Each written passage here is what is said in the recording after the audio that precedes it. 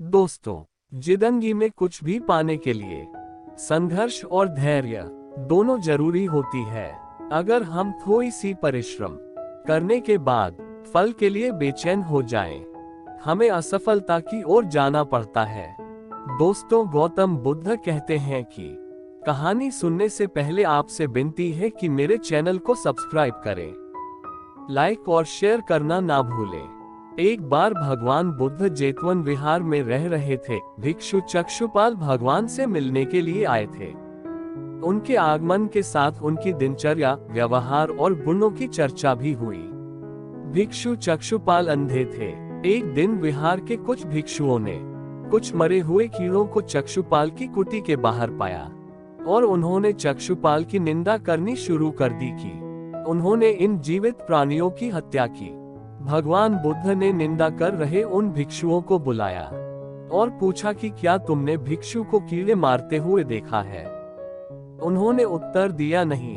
इस पर भगवान बुद्ध ने उन साधकों से कहा कि जैसे तुमने उन्हें कीड़ों को मारते हुए नहीं देखा, वैसे ही चक्षुपाल ने भी उन्हें मरते हुए नहीं देखा और उन्होंने कीड़ों को जानबूझकर नहीं मारा है, इसलिए उनकी भर्त्सना करना उचित नहीं है।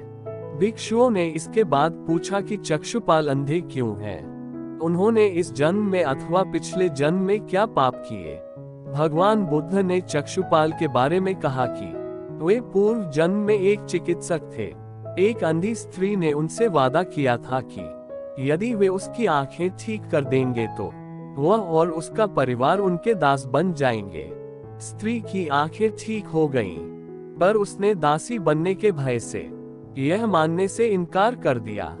चिकित्सक को तो पता था कि उस स्त्री की आंखें ठीक हो गई हैं, वह झूठ बोल रही है। उसे सबक सिखाने के लिए या बदला लेने के लिए चक्षुपाल ने दूसरी दवा दी। उस दवा से महिला फिर अंधी हो गई। वह कितना ही रोई पीटी, लेकिन चक्षुपाल जरा भी नहीं पसीजा। इस पाप के फलस्वरूप अगले जन्म में चिकित्सक को अंधा बनना पड़ा। कहानी नंबर 2। एक बार भगवान बुद्ध अपने अनुयायियों के साथ किसी गांव में उपदेश देने जा रहे थे। उस गांव से पूर्व ही मार्ग में उन लोगों को जगह जगह बहुत सारे गड्ढे खुदे हुए मिले। बुद्ध के एक शिष्य ने उन गड्ढों को देखकर जिज्ञासा प्रकट की, आखिर इस तरह गड्ढे का खुदे होने का तात्पर्य क्या है? बुद्ध बोले, पानी की तलाश में किसी व्यक्ति ने इतने गड्ढे खोदे हैं। यदि वह धैर्यपूर्वक एक ही स्थान पर गड्ढे खोदता तो उसे पानी अवश्य मिल जाता, पर वह थोड़ी देर गड्ढा खोदता और पानी न मिलने पर दूसरा गड्ढा खोदना शुरू कर देता। व्यक्ति को परिश्रम करने के साथ धैर्य भी रखना चाहिए। प्रेरक कहानी 3 अमृत की खेती। एक बार भगवान बुद्ध भिक्षा के लिए एक किसान के यहाँ पहुंचे। तथागत को भिक्षा के लिए आया देखकर किसान उपेक्षा से बोला, श्रमण, मैं हल जोतता हूँ और तब खाता हूँ। तुम्हें भी हल जोतना और बीज बोना चाहिए और तब खाना खाना चाहिए। बुद्ध ने कहा, महाराज, मैं भी खेती ही करता हूँ। इस पर किसान को जिज्ञासा हुई और वह बोला, मैं न तो तुम्हारे पास हल देखता हूँ, ना बैल और ना ही खेती का स्थल। तब आप कैसे कहते हैं कि आप भी खेती ही करते हो? आप कृपया अपनी खेती के संबंध में समझाएं। बुद्ध ने कहा, महाराज, मेरे पास श्रद्धा का बीज, तपस्या रूपी वर्षा और प्रजा रूपी जोत और हल है।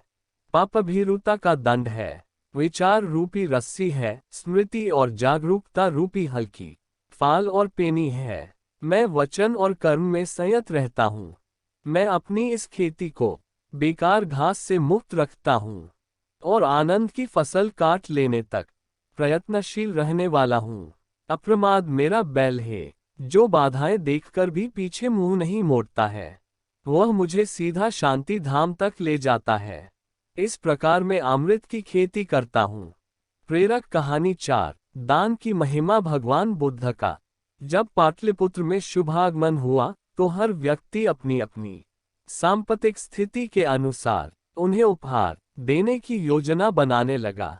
राजा बिंबिसार ने भी कीमती हीरे, मोती और रत्न उन्हें पेश किए। बुधदेव ने सबको एक हाथ से सहर्ष स्वीकार किया। इसके बाद मंत्रियों, सेठों, साहूकारों ने अपने अपने उपहार उन्हें अर्पित किए और बुधदेव ने उन सबको एक हाथ से स्वीकार कर लिया। इतने में एक बुढ़िया लाठी टेकते वहां आई।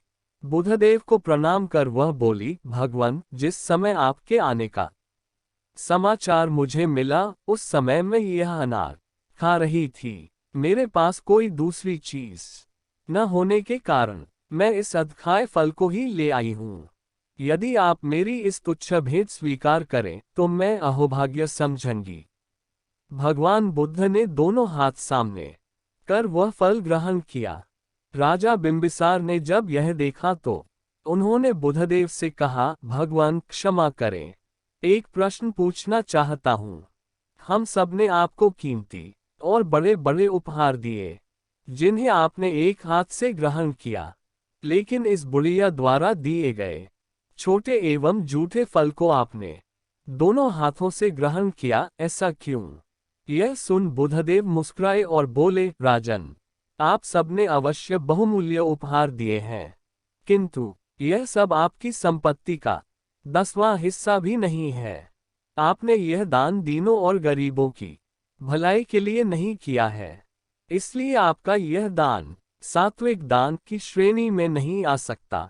इसके विपरीत इस बुढ़िया ने अपने मुंह का कौर ही मुझे दे डाला है। भले ही यह बुढ़िया निर्धन है, लेकिन इससे संपत्ति की कोई लालसा नहीं है। यही कारण है कि इसका दान मैंने खुले हृदय से दोनों हाथों से स्वीकार किया है।